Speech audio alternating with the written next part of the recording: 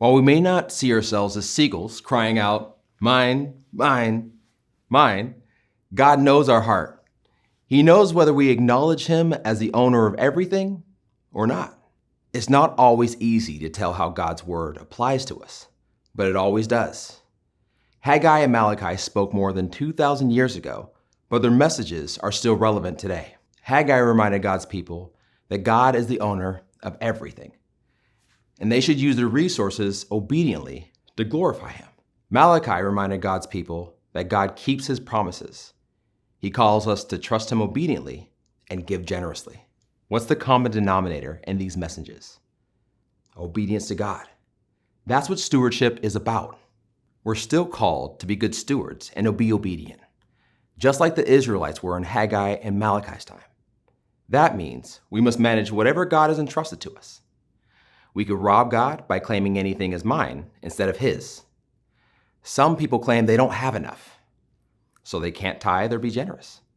They need to keep it all. Here's what author Ben Witherington says about that.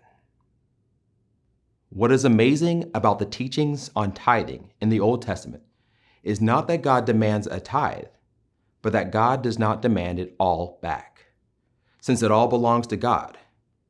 Behold the graciousness and generosity of God, who wants His people to be able to have life and live it to the full, not, however, at the expense of forgetting to whom it belongs. Stewardship means using the resources God has given us to obey Him. Our resources may be financial or material possessions. They also include how we spend our time and how we use our abilities. Author Andrew Wommack writes this: a steward is a person who manages someone else's property, finances, or other affairs. As Christians, we are stewards, and we need to recognize that the money we have is not really ours. It's a gift from God. God doesn't need anything from us. After all, He's God. He calls us to give what He has entrusted to us as an act of obedience and a way to remember that He is the real owner of everything. We're just managers of His resources.